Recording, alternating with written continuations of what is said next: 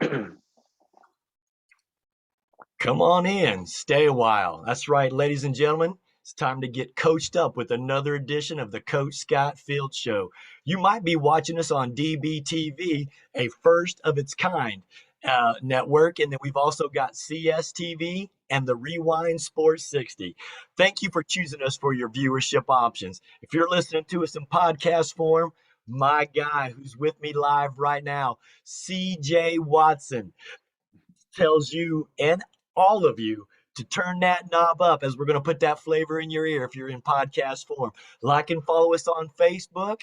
Also, subscribe to our YouTube channel to see all the outstanding guests and interviews as we do it. So, my man, CJ, great to have you with us today, my man. Thanks for having me. Appreciate it. I think this is going to be a lot of fun. Um, just to give everybody a little background, I was able to work with CJ with the Golden State Warriors and can't believe how many years has gone by already. And then you have a 10-year NBA career, and now you're just doing wonderful things now that you're in your post career. Yeah, it goes by fast. Those 10 years go by fast, but it's definitely fun to be in the NBA and play, and live out a lifelong dream, and just to inspire kids, and just to kind of just give back to the community.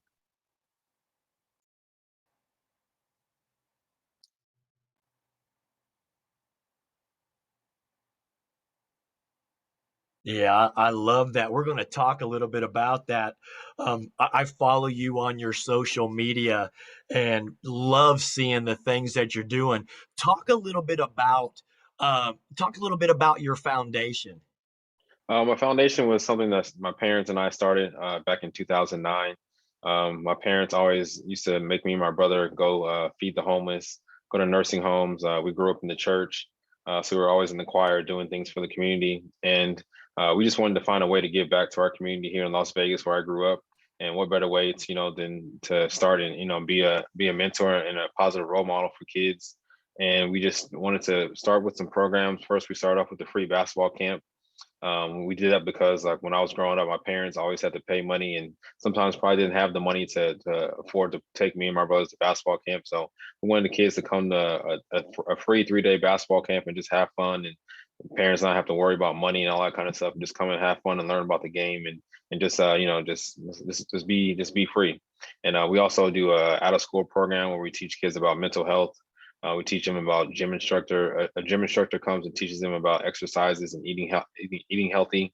And we also have a chef that comes and talks to them about fixing healthy meals, which we all need to eat healthy and stuff like that so we can live long. And then we also have a Black History Essay Month contest.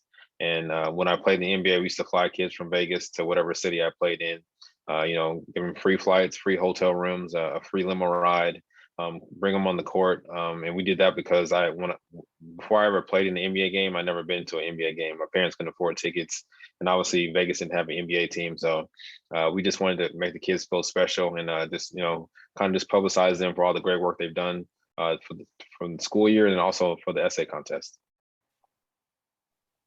CJ, I think it's wonderful that you provide life lessons and life experiences and providing opportunities for the youth and the community, and the fact that you give back the way that you continue to give back. I feel like you're a role model for players who need or looking for an outlet to do something positive to get back, and that's exactly what you do. I wanted to talk a little bit about your children's books. Mhm. I've got a copy of this book, and I shared you a picture this afternoon. My granddaughter was over at the house, and my wife was reading to her. And I got to be honest with you, she loved it. The size Mhm. of the book, the illustrations, she was able to just kind of look at it, and my wife was reading through it. And just to see her eyes light up and grab towards the pages, I'm like, CJ is on something special here. Tell us, where did that inspiration come from to start doing children's books?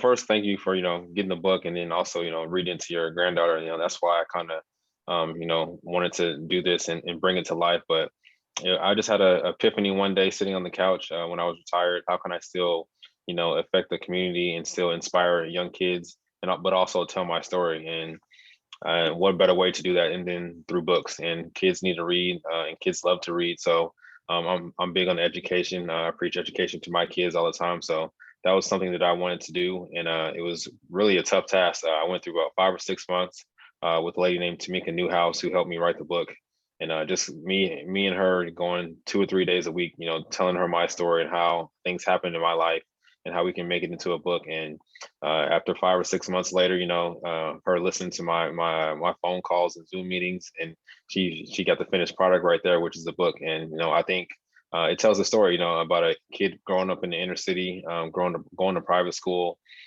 seeing things that maybe could discourage him or get him in trouble, but kept his mind and his focus on the straight and narrow, and became successful. And a lot of people go through ups and downs in life. And is this how you kind of bounce back from it and continue to inspire and lead? I, I think it's great that, the stories are positive, they're uplifting, they're encouraging. It's almost like having an affirmation in your hand. And I love that foresight that you're using there. Was that kind of what the motivation or the process for doing the book, or was it more to just kind of journal your story to kind of have a legacy for your children, your grandchildren? It was really just a mixture of both. I just wanted to, like I said, just inspire and tell my story, which is kind of inspiring in itself. Going undrafted, going to Tennessee, and then going overseas and making a way and trying to really just pave a way for myself, and kind of really, when not a lot of people believed in me, I believed in myself, and and God believed in me, and I had a great support cast and family who wouldn't let me give up. Several times I wanted to quit basketball, and who knows where I would have been if I did quit. I have no clue where I would be, but thankfully I didn't quit. I persevered, and I just went through the ups and downs that having a career and having a dream and trying to get to that dream can get you. Where can people find your book? They can find it at cjpens.com, and also on Amazon under the title CJ's Big Dream, which you have. Then also have CJ's Big Project, which is about homework and education. And then CJ's Big Moment, which is about bullying. And that's where bullying is a big thing, I feel like, in elementary, in middle school, maybe even high school. And that's a lot of things that I went through bullying, and how to battle bullies in a positive manner. I I love this stuff, CJ. I feel like CJ's big project, CJ's big moment, CJ's big dream, all just great stuff. And I encourage, young families out there to support this work and go out and buy this for their library, because what a great way to bond with your children and your grandchildren, and to build special moments, and again to have affirmations and to have positive messages sent with kids. So I really encourage everybody to go out and get these and support you with this, because again, the whole message behind it, I mean, even how you start this one here where you talk about cue the Rocky music, I mean, you gotta love that. That's Right. Yeah. pretty Yeah. inspiring. Yeah. So that's my childhood. That's movies that we watched, and that was big for me growing up. It's very inspirational. We used to come out to Rocky theme music in my high school, so that's like something that I wanted to continue to put my childhood in those books. Maybe I might not be their childhood now, but they can probably, if they Google it, I'm sure they'll find how inspiring it was. Well, again, I've got a little bit of feedback coming in my ear, so I apologize if there's a little bit of delay. Um, I'm fascinated by your story, because your story is one of perseverance. Your story is one of believing in yourself. Blocking out the cynicism and the white noise and the naysayers and the haters. I mean, you start off at Bishop Gorman, which is a great school there in Las Vegas, and then you play at Tennessee in the SEC. I mean, if my memory serves me correctly, I think you played with Buzz Peterson and also Bruce Poole. Yeah. Tell us a little bit about that journey, and what you went through to get to the SEC, and what you learned from a Buzz Peterson and what you learned from a great coach in Bruce Pearl. Mhm. So growing up, just being in Vegas, I had a lot of hype coming from middle school, going into high school, and then my freshman year, I got injured my hamstring. I didn't play the whole year, so I just had a lot of motivation going into my sophomore year. just trying to, prove people that I was good as everyone expected, that I wasn't like a fluke or anything like that. But and then ended up winning a state championship my sophomore year, junior year, state player of the year, state runner up, and then senior year having a breakout year and just being determined to get back to the state championship and win it, and another state player of the year, and then throughout that cycle, playing on the AAU circuit, playing against some of the best competition across the country, going to ABCD camp, 5-star camps, and really just making a name for myself, just competing and wanted to see where I stood out against the best. I think that's the biggest thing for me. I always wanted to just compete and play against the best, just to see where I stand, whether it was number one or whether it was 100. I just wanted to see where I stand just for my own confidence. And then just going to Tennessee. UCLA was my dream school. That's where I wanted to go. But Coach Lavin got fired, so I just kind of opened up my recruiting, and Tennessee was the first one to call. And with my family being from Nashville, Tennessee, not far away, I thought that was just a perfect blessing in disguise for that to come across my board, and then just taking full advantage of it. Them promising me, I would start my freshman year, and really the keys would be mine to the car, and just being able to grow each and every year, and then grow with the players that were there. And that I think just learning from Buzz, I think from him, I learned about just being consistent. He preached to me being consistent each and every day, and also being a vocal leader. So I came in as a shy kid, still shy, reserved or whatever, but Buzz really forced me out of my shell, which I tell my daughters all the time. It's good to be uncomfortable in comfortable situations. So I think it brings out the best of you. And Bruce, I think Bruce, he really just unleashed a scoring point guard, which I always was, but more so under Buzz, I was more so a pass first point guard, trying to get all my teammates together and get them going first, and then try to score myself. But with Bruce, he just wanted to score. He just wanted to score and play fast up tempo, which is what I came from and what I know coming from Vegas, watching all the UNLV running Rebels teams and stuff like that, Tarkanian. So he just really unleashed a different part of me that was kind of just covered up and wasn't really there for a while, but he brought it back out, and it was fun to play for him. And see, I love that because again, you were put into a system where you could prosper and you were a good fit. Hmm. I was able to see you in 2008 with the Golden State Warriors, but let's talk about some of the challenges that before that 2008 because you were undrafted. I mean, you had a Right. nice career in the SEC. All freshman team, second team, all league. As you're finishing up, but being undrafted, what did that do to you? And were you having conversations with an agent? And then, of course, I know you went overseas for a couple years before you did what was, I believe, the D League then, which is now the G Right. League. What was that like for you to be like, okay, I'm going to go overseas. I'm going to hone my skills. I'm going to, work on my leadership, my vocal leadership. I'm a point guard. Take the viewers through that process. So the process actually was crazy. My junior year, I was actually going to leave to go put my name into the draft, which probably a lot of people don't know that. And that's when Buzz got fired. So I was like, why should I even stay in school? I'm really close to graduating, but I should just, just test the waters and see what's going to happen, see where I could go if I get drafted or whatever. But really, Bruce convinced me to stay.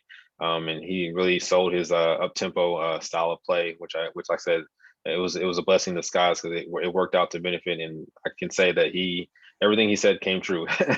And it was fun to play for him, and just going undrafted. Actually, the crazy story is my agent at the time, Mike Higgins, he called me saying that Detroit Pistons was going to draft me with the last pick. So I was just waiting on the last pick to come. It wasn't what I wanted, but a last pick to even get drafted was a great old deal. But it didn't happen. So we just, went back to the drawing board, talked about going overseas, talked about going to training camp. And at that time, I was a broke college kid, still coming from the inner city, didn't have any money. So they offered me like $120,000. So that was the most money I ever seen in my life. So I just said, well, hey, let's just take it. Let's go to Italy. Let's work on my game, try to get better, and just see what the program is like over there, and try to work on all the things that they said I'm not good at, scoring, being a leader, controlling the offense, things of that nature. So that's what I tried to do. I just tried to go over there and perfect my craft and get better. And actually, it turned out I hated it. Actually, it was not a great situation for me. I had a different coach every month. One month I would try to get used to a coach. He get fired. Next thing you know, is the same things happen month after month. So like I said, it wasn't a great thing for me personally, but I don't discourage kids or anyone to go overseas and try to either make a living and also just continue to keep playing and get better. But I think everything happens for a reason. Then I came back to the D League, and it kind of just continued to do the same thing, continue to grind, continue to work, and eventually got a call up from the Warriors.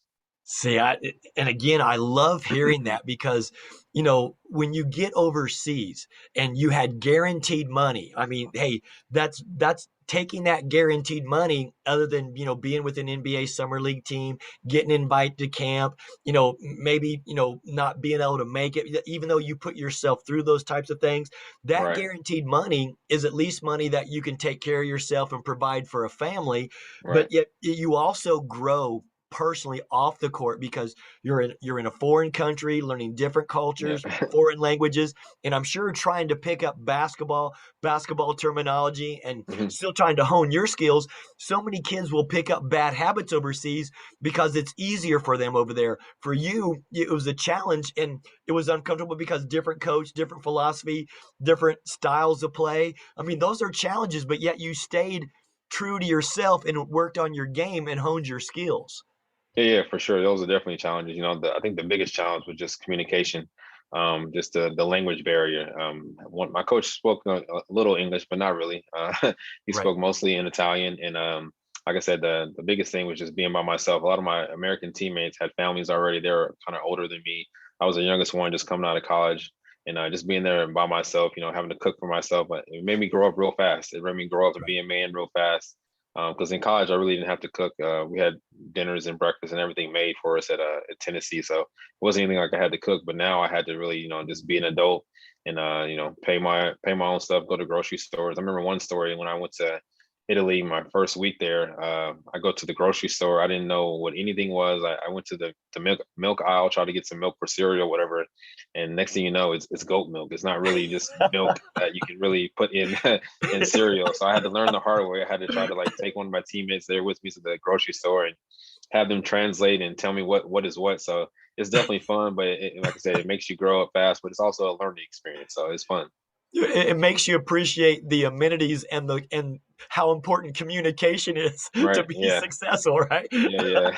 Great story. I hear stuff like that all the time because I spent 15 years overseas and winning multiple championships myself. And I'll Yeah. tell you what, when English is like the third or fourth language for some of these countries, at Yeah. least basketball, most basketball terminology is the same. But if you've got a foreign coach speaking a foreign language and you're trying to figure everything out on the fly, hey, Right. it can be a challenge. Yeah, yeah, it's definitely a challenge. But like I said, it's fun, and but it's I think it's what makes life great. It's all about life and learning and living and experiencing different cultures, like you said. Because I mean, I wouldn't be as diverse as I am if I didn't travel across the country. And basketball has taken me so many places. All the places I probably never would Amen. have been if I didn't, play this game of basketball. And definitely blessed to be able to play it. Amen to that. You spent a few years overseas, and of course, I've done my due diligence here. You came back and played with the Vipers. I mean, you were averaging 26 points per game with the Vipers. I mean, you're the third leading scorer. You get your call up on January 8th to Golden State and Coach Don Nelson. Take us through that moment when you get the call, you're getting called up, you're probably going to, leave Texas or wherever you're at on the road, and now you're going to go meet the team and back up Baron Davis. What Right. was the feelings? What was the emotion? What was that like, CJ?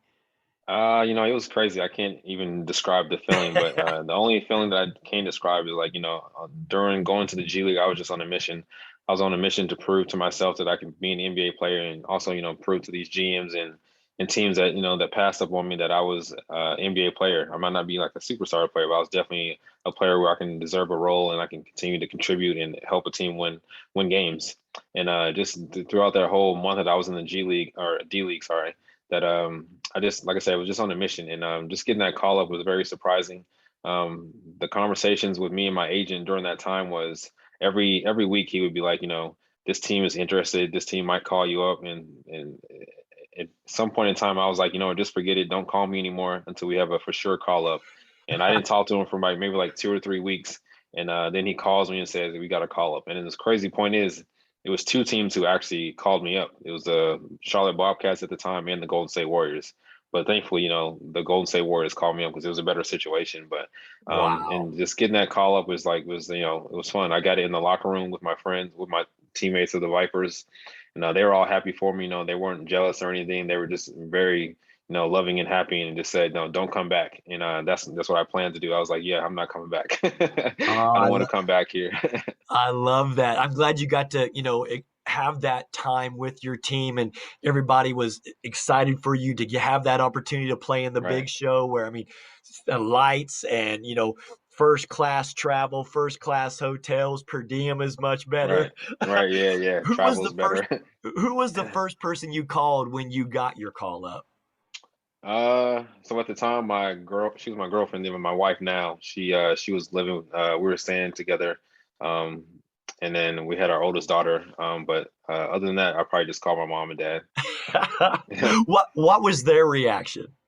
They were happy, they were always, always saying like, I knew it was gonna come soon, but you never know when. But like I said, I didn't want to jinx it, or I didn't want things to happen. I just wanted things to happen when it's supposed to happen. So I'm There glad it you go. happened when it did.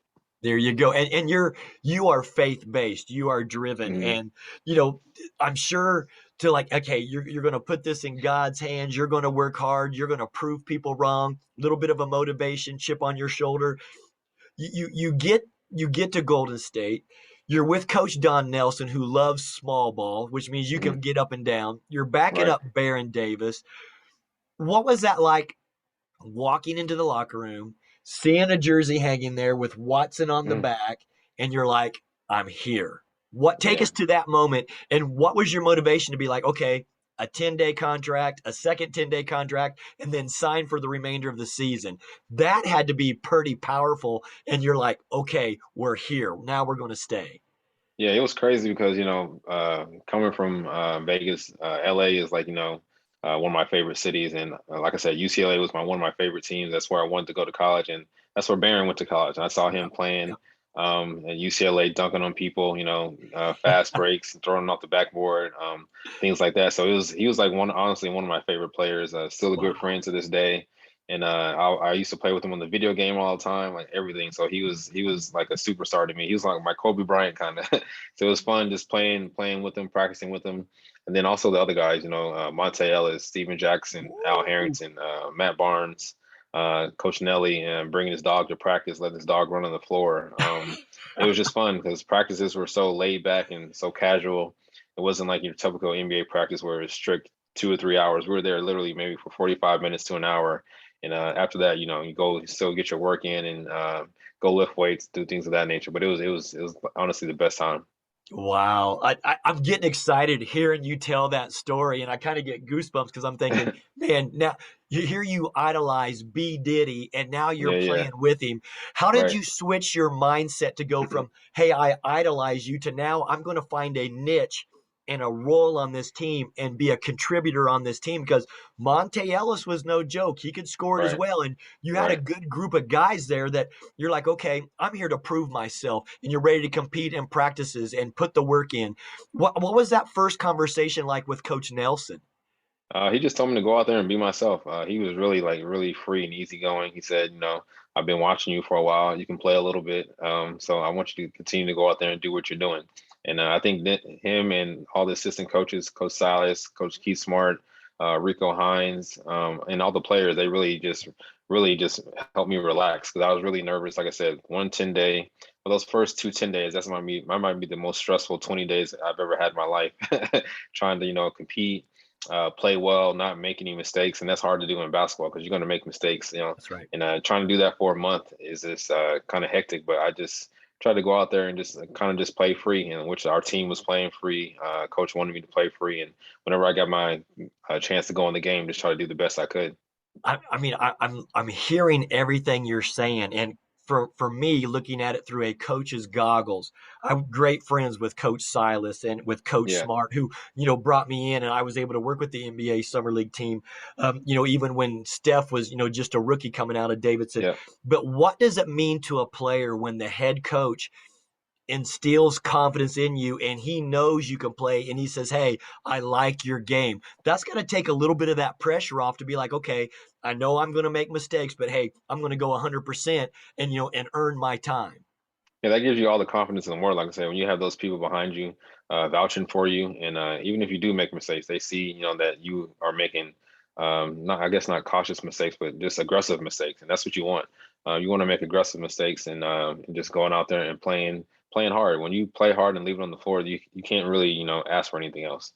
Yeah, and you mentioned Coach Rico Hines, who's still out there in LA and opens the gym up in the summer Yeah, times and does a great job with players who are working on their game and staying in shape and competing throughout the summer. So shout out to Coach Rico and the things yeah. that he continues to do for players. Yeah, what was probably your favorite memory being with that Golden State Warriors crew? I would say just the fun times we had going to dinners together. We all really just hung out as a team. I think that was the main part. Every team that I've really been on, we hung out as a team together, and I think that's what makes great teams. Developing that chemistry on and off the court, so you can be able to trust that next person on the court whenever you need them. Yeah, I like that. Ladies and gentlemen, you're watching the Coach Scott Field Show. We got CJ Watson on here, 10-year NBA veteran, runs an amazing foundation back in his community, the author of the children's book. Here's CJ's Big Dream.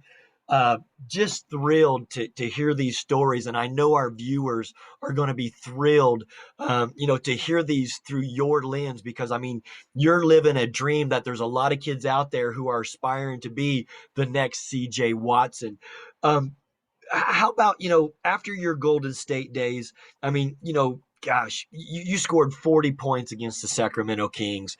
Did that feel like a coming out moment for you to like, hey, I can score the ball and I can lead a team and I can be a contributor, on a team making a playoff run? Yeah, it did. Like I said, I was just long days and long nights with Rico in the gym. We would always come to the gym a couple hours before I even needed to be there and get work in, and then sometimes stay after late at night. So I think that was just a product of me just being in the gym, having confidence, and then also the coaches, let me be free and let me play. And then also my teammates, like a lot of talent and on all those teams, and for me to be able to score 40 points is just kind of mind blowing. Okay, so you and I know because we've been there. We've seen this. We've heard the shoes squeaking. We've heard the popcorn popping. We've seen the lights on. We've heard the roar of 20,000 people. But when you say putting in the work, Mm. describe to someone out there who thinks they're working hard, but yet they don't know how to work hard. Tell those players out there who are 6'2" and undrafted, what is putting in the work? How many hours? What kind of drills? What kind of repetition were you doing? Mm. To get to your spots and to get your rhythm and get that. You know, just kind of educate the players out there who are watching right now who want to be playing in the league one day. It's really just, when me and Rico wanted to do, we always talked about things that I did well. And the things that I did well, we want to, obviously make those things better. Mid-range game, finishing at the rim. But I wasn't a great three-point shooter, but I obviously developed that over time. But I think just putting the reps in, like I said, positive reps, not just negative reps. Because you can be in the gym all you want for hours and hours, but if you're developing bad habits, and that's not obviously it's going to show in your game, but it's not good for you. So we would spend like, a dedicated 45 minutes to an hour working a good sweat, getting a good lather, and like I said, just working on those things that I was obviously good at, but then also those things that I wasn't good at, working on my left hand, working on shooting behind the pick and roll when people went under the pick and roll, which they did a lot on me eventually earlier in my career.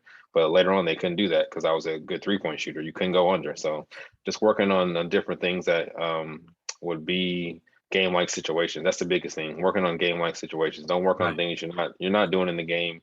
You're not going to have the chance to do. Like a lot of kids these days want to be the superstar athlete, want to go isolation, but a lot of times you're not going to be in that position. There's guys like Kevin Durant, James Harden for a reason. You're going to be the guy standing in the corner. Can you knock down an open three when they pass it to you?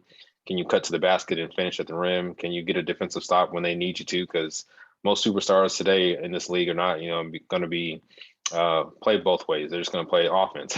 So they need some defensive stoppers on their team. So you got to come in and find your role and find your niche. And I think that's the biggest thing for a lot of young kids these days is find your role. When you find that role, develop it and then continue to develop and be like Kawhi Leonard. Kawhi Leonard obviously didn't start as an offensive player. He came as a defensive player. Then his game kind of transcended from there. And that's how you got to be. Well, I love some things that you said because game situations and game speed and compete and push yourself because you got to make yourself uncomfortable and get better at the things that you're not comfortable with because teams are going to scout you and force you to your weaknesses. And that's why you got to hone those skills and Right, identify and be honest with yourself to say, hey, I know I'm good at this. I know I can get to these spots, but yet I got to work on this because this is where teams are going to try to force me to get me uncomfortable to get us out of rhythm. And that's how, right. that's basketball. So Yeah, I love the fact that you took the time to get the reps in, get your shot down, get more proficient at shooting because you saw those players going behind the screen instead of on top of the screen. So you're like, okay, if they're going to give it to me, I'm going to knock it down. They got to respect that. Now, you're going to control space, tempo, pace, everything. So I love hearing that coming from a point guard who's going to lead and direct the team. yep, yep. Like I said, it's just all about getting the right reps in and having that focus and that confidence to do things with a purpose. Like I just don't just go in the gym and just get up shots and play around. Do things with a purpose, and when you do things with a purpose, you'll find great results in the end. I love it, CJ. That's gold right there. So anybody who's out there, um, listen to these words because here's a guy who was undrafted, went overseas, goes into the development league, then gets his call up.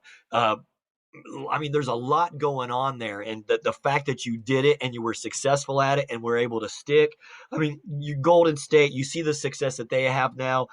Coach Nelson, what an innovator. Very, very progressive with the mind and did a lot of things with bigs. I mean, even how the bigs would set screens so they could turn Right. and catch the ball up high, the two dribble, then outlet for the bigs. Yeah. So many things that he did was creative that innovated the game to get the game to where it is now.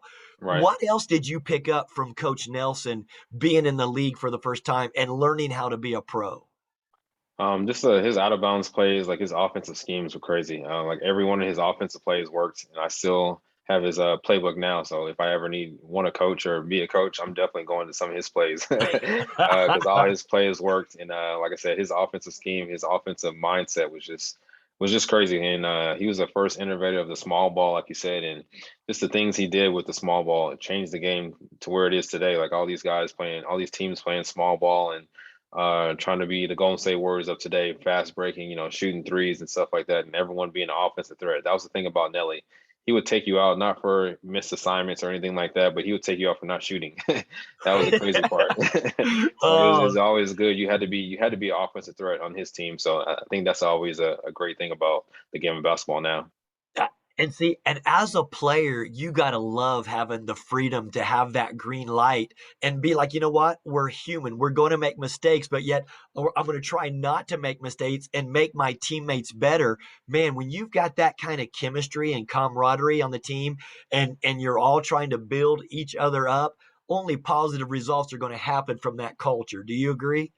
No, I agree 100%. Yep. He breezes, confidence into everyone, not just, the players, but the coaching staff. He let Coach Smart coach, games and he would sit down the whole time. So that's somebody, who's a great leader, but also wants others to lead and be successful also. Yeah, I was able to see Coach Smart, take those steps, and Coach was building his confidence and always being a mentor, and that's Hmm. something that I really took from Coach Nelson. You went to the Bulls. You're playing alongside D Rose. D Rose ends up with some injuries, and you get to come in and contribute with the Bulls, and then the Nets. You're with Darren Williams after he spent time with the Utah Jazz. What was it like being behind a Derrick Rose, and what did you learn from him? And then what was it like being on the floor and learning from D Will with the It was Nets? it was just great playing with those all-star caliber point guards. Like they were two of the best point guards at the time. Obviously, D Rose winning the MVP.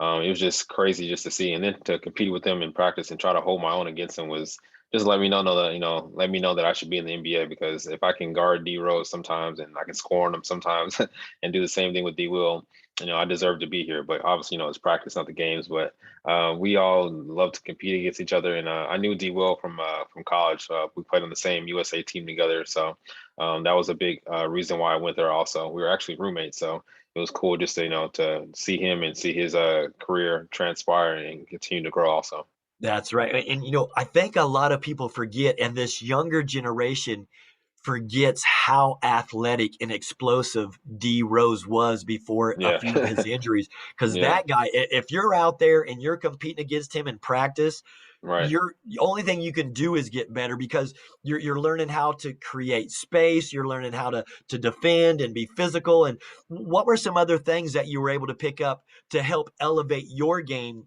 competing daily against, a Derrick Rose? Just how to use my angles and use my speed. Obviously, I wasn't as fast as him or explosive as him, but learning how he picked and choose and when to be fast and when to be slow and stuff like that really helped me. A lot of things that I stole from him, I'm sure I probably stole from D Will too. I try to steal from all the great players that I play with. Just try to add something to my game.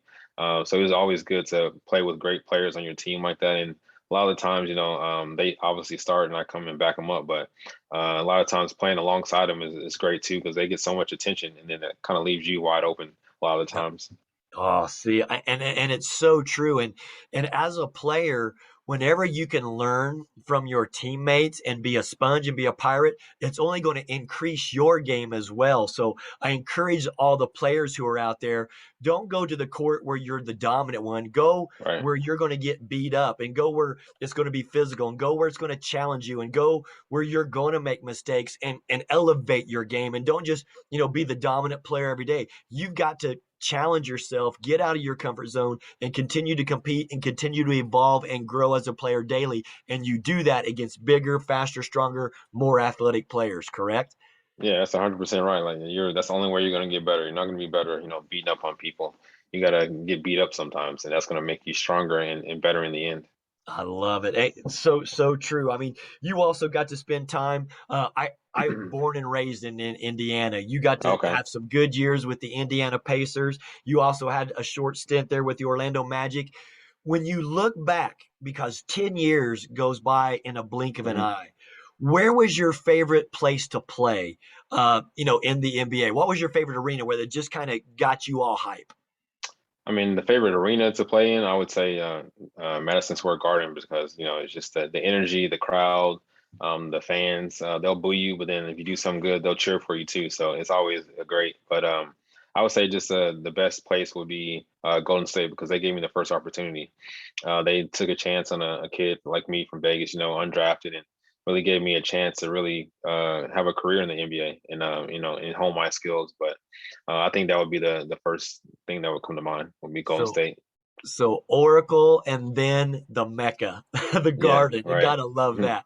Yeah, So for players out there who don't understand the grind about getting on the jets and flying into a city, arriving at 3:34 in the morning and getting up for your shoot around the next day, take us through how to prepare yourself mentally and physically and take care of your body and be a pro so that way you can have longevity in your career. What's the biggest thing you can tell players out there when you've got to hydrate, you've got to take care of your body, your nutrition's got to be good, your Mhm. recovery's got to be important. But what are some of the things that you learned that's, hey, you know what, I got to ice after games? Well, what's some things that you would tell players to have longevity and take care of their body? I mean, I think you said it all right there. You got to ice, you got to recover, you got to stretch. You got to number one. I think the biggest thing is getting your sleep. If you don't get your sleep, you can't be productive. Matter of fact, the next day or even the next week or the next month, because it's going to go by fast. Because sometimes you're going to have 4 games in 5 nights or a back to back, and then 3 games in 4 nights, and those 2 weeks go by fast when you're playing and you're really not practicing. So you still got to go in the gym and find some time to get your extra shots up and stuff like that. Get your lift in to continue to be strong because there's big guys in the NBA. They're not small. They're in this. It's only 400 of some of them for a reason because they're the best in the world. That's and right. I call them, the one percenters, and and to yeah, be an elite of those one percenters. I mean, yeah, these guys work hard, and they do hmm take care of their strength and conditioning. They do take care of their nutrition. They do take care of their bodies. They're in hyperbaric chambers, for yeah, recovery. And like you said, hydration and recovery and rest so vital because flying into a city and trying to shut your body down and let your body recover so you can compete again on a back to back when you're on the right. road can be a challenge. But talk about how important it was to eat well when you were on the road.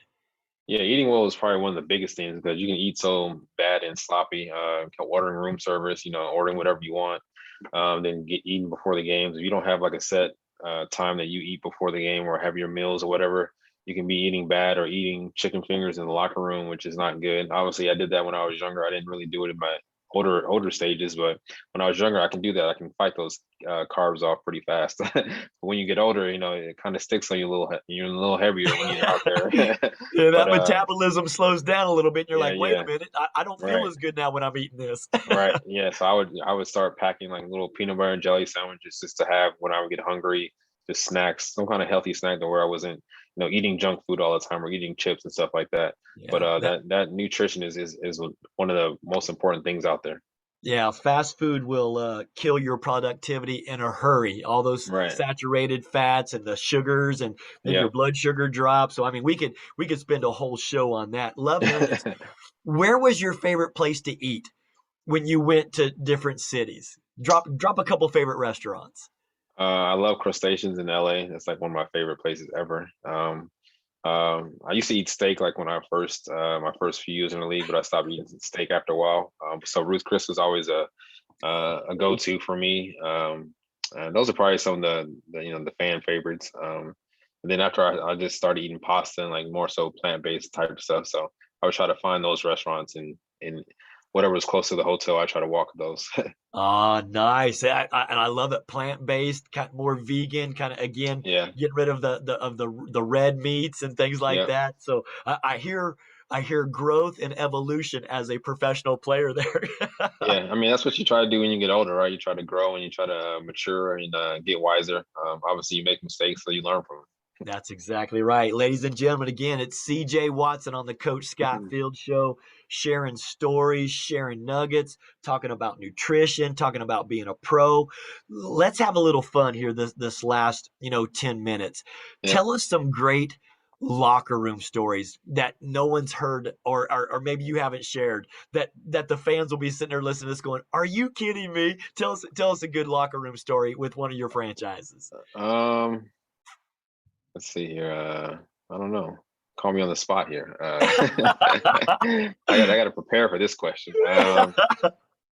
Uh, I mean, one of my favorite teammates is Brian Scalabrine. Oh, And he would the just we Red call him Mamba, yeah, we call him or the White Mamba. White Mamba. We call him the White Mamba, and he would just he would always be so energetic and always come in the locker room. And but one time I came in the locker room just meeting Joakim Noah. I played against him in college, and I actually knocked his tooth out. I elbowed him in a game. So just Tennessee versus Florida, Florida, SEC, right? baby. Yep, and those are big rivalry games, and it was a big heated moment, and I knocked his tooth out and really left him pretty bloodied. And this is the first time I seen him after that happened. And Scalabrine, is just egging it on, just causing commotion. And I go over to Joe Kim, I just shake his hand. Know what? We're gonna start off on a good foot here. We're teammates now. No more elbows, and we shook hands, and we've been good friends ever since. I like, you think about, you know, our journeys are quick. And as a player, they end even quicker. If you're lucky enough to get into a front office or a coaching role, a scouting role, that's wonderful. But as a player, to build those relationships of value are gold. And you probably still have great relationships. But who were some of the better friends that you made throughout your journey who you're still in touch with frequently on a day-to-day basis? Baron Davis is probably one of the main ones. Anthony Morrow, Ah, um, he's always been a great friend. another So undrafted guy from Georgia yep, Tech. I was actually with your Golden State Warriors when Nelly actually instilled some confidence in it, and then he broke the summer league record. So record, shout yep. out to Anthony Morrow. Yeah. Those guys, Al Harrington, Steven Jackson, all those guys. We take family trips together. Kids are friends and stuff like that. So I think being in the NBA, everyone thinks we're always like a brotherhood. But just certain guys you always cling to, you always keep in touch with. And like I said, when your wives and their wives get connected, it's hard to break loose. I love it. Give us a good Steven Jackson story because he's got a successful podcast right now Yeah. and love some of the, social social, justice things that he speaks on. But let peel back the onion a little bit. Tell us a Steven Jackson story that people wouldn't know. I'm sure they know about the brawl, but just the way Oh, he tells the story is just so funny. I guess it's not a the great Malice in story. the Palace. Yeah, I guess it's not a great story, but when he tells it, it's funny, and I just laugh so hard every time about his all his antics of what happened and why it happened. But yeah, he's just a character, man. I love him, and I'm glad I got to be a teammate with him for a couple years. Tough guy who would compete and would defend and go at you. Yeah, yeah, yeah. He was always one of the favorites, even when we played on opposite teams. And like our team would go to his city. Yeah, I would always go out to eat with him, hang out with him and his family. So they're always good people. All the Smoke podcast. I'm sure a lot of Yeah, people out there know about it. Check it out. But you're watching the yeah. Coach Scott Field show right now. We got CJ Watson on here. Take us through a time when, because it's not all rainbows and unicorns in the NBA. Take us through a time where maybe you had a conversation with a coach or assistant coach that kind of helped keep you focused and redirected you and got you back on track. Was there one coach out there or an assistant coach that you had a good relationship with that saw you kind of struggle, pulled you in, and had a, I don't want to say a life-changing moment, but definitely a moment where you're like, you know what, I'm valuing the input that he's given me now? I think both Keith Smart and Nate McMillan, they were both pretty detrimental to my career. They always would pull me aside and tell me when I'm slacking, when I'm not giving, when they think I'm not giving my all or could be giving more. So I think those two coaches always just kept it real with me, and that's all I ever wanted. And sometimes you need that. You need to be kicked in the butt a little bit and get back on gear and get back on the straight and narrow. So they always used to pull me aside if I was slacking, if I wasn't doing my job that night or haven't been playing well. So they always just kept it real with me.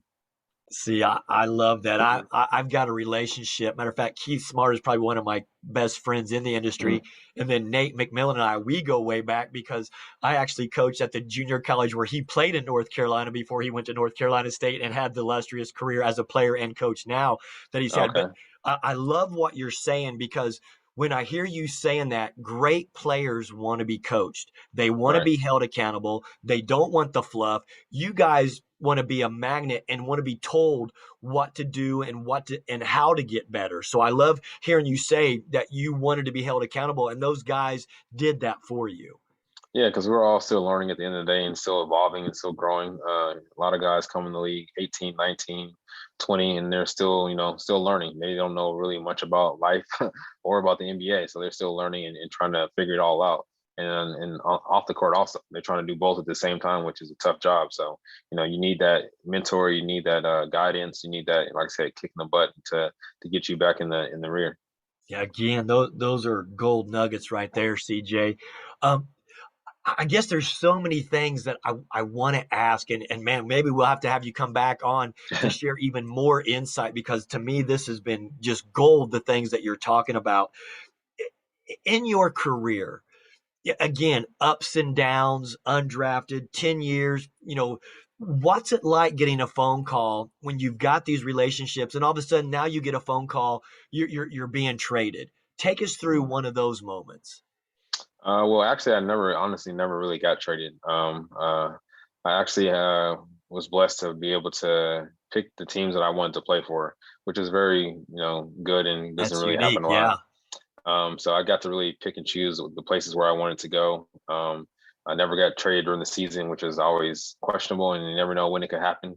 But like I said, I was just definitely blessed not to be able to get traded, but always pick my destinations, which was pretty good. Like I always had a role in the team. I always could pick, where I wanted to go, how this team was doing, if the team was up and coming, or I had a lot of young guys or a veteran team or things of that nature. So I was definitely blessed in that area. Yeah. See, and I think that's great. Um, and I know you were able to go to different franchises and put a thumbprint on that and be a contributor. Where did you first learn that basketball was a business? I would say maybe in Chicago, when I got released, after my second year, we that was the year that Derrick Rose got hurt. We made it to the playoffs, but got an early exit. We thought we would, beat the 76ers, but it didn't happen. And still had one more year on my contract, but it was a team option. That's when I knew, this is a business. Things don't go as planned, and then you just got to, pick up and go find another place. Or that's why you got to continue to play well throughout the whole season and not take a night off, because there's 30 other teams every night. You're vouching for and applying for a job for. So you got to continue to go out there and play. You never know who's watching. I tell my dad all the time, you never know who's watching. So go out there and just leave a mark, and making a great impression. I agree. I mean, even littlest thing as even your body language, or Mm. your temperament on the bench, or how you react to something in the locker room. Those are things that will be carried with you. And I love that you were always high character. You were first class. You were hardworking. You were about the business. You were about team, and that's something that I respect from CJ. Um, tell us this, because you've got your foundation, you're having success after your career, you're impacting lives, you're author of children books. Tell us something about CJ Watson that the common fan wouldn't know about you. What's something that you like that would surprise a lot of people? Um, I would just say, just being around my kids all day. A lot of times they do get on my nerves, but I think it's part of being a parent. It's part of being a parent, and they make you tougher. They make you grow. They instill patience in you, and then at the end of the day, I think that's what it's all about. Just seeing and trying to mold your kid or your daughter, your son into the better version of you. And I think that's all I would really want. Just trying to get my kids to be the better version of me, and not to be like me, but just be better than me. Make better decisions, make better choices, be more successful, and just giving them all the jewels and things that I didn't have maybe at this age that they don't have. So I think that's the biggest part. Amen to that. Ladies and gentlemen, 10-year NBA veteran CJ Watson, talking about family, talking about fatherhood, obviously an all-star parent. Love hearing what you just said. Got a couple minutes here. Give us a great nugget for any young man out there who's playing and wants to be getting to the next level, whether it's junior high to your high school team, high school to go to college, college to get into the pros. Give them a nugget that they can cling to hear from a former NBA player. I just think it's not rocket science. Hard work can get you a long places in life. No matter if you're playing basketball, a job, a career, whatever the case may be, it's not rocket science. You just got to go out there and put the work in. It's a daily grind. You're gonna have ups and downs, peaks and valleys. So it's all how you deal with it. It's all how you approach it with the right attitude on good days and bad days. So just always have that same I'm going to get better every day. I tell my daughter all the time, you be 1% better than you were yesterday. And if you continue to do that over time, you're going to be a great person and you're going to be a great player, and I think you'll accomplish all your goals if you do that. CJ Watson. Ladies and gentlemen, you're hearing it from one of the better characters that was able to be in the NBA. Great person, high character, former NBA player, cares about his community, gives back to his community. I can't thank you enough for sharing your time, sharing your wisdom, sharing your experience, sharing your journey for the viewers of the Coach Scott Field Show today. CJ, I miss you, man. It's great to see you and great to reconnect. Thank you for your time, and God bless you and continued success. If I can ever be of service to you or help you in any way, man, please give this old skinny bald head guy a call. I'll be right there for you, brother. Salt Lake to Las Vegas is not that far away. So, hey, if you've got something going on in the community, hey, holler at me. I'd love to help you out, brother. Okay, I will appreciate it, man. Thanks for having me on the show. It's been a great time. Thank you. You bet. God bless. Ladies and gentlemen, CJ Watson of the NBA. What an outstanding person. What an outstanding career. What outstanding things that he continues to do. Look him up. Check out the website. Go pick up those children's books. Again, CJ, let them know about the foundation, what the website is, and how, again, wants to get those books. The foundation is called Quiet Storm Foundation. The website is quietstormfoundation.org. And you can pick up the books at cjpens.com, cjpens.com, or on Amazon. Everybody go out there, support that. This is big stuff. It's good stuff. It's quality stuff. Give back to the youth. CJ, God bless you and appreciate you Thank being on you. the show, brother. No, appreciate you. Thank you.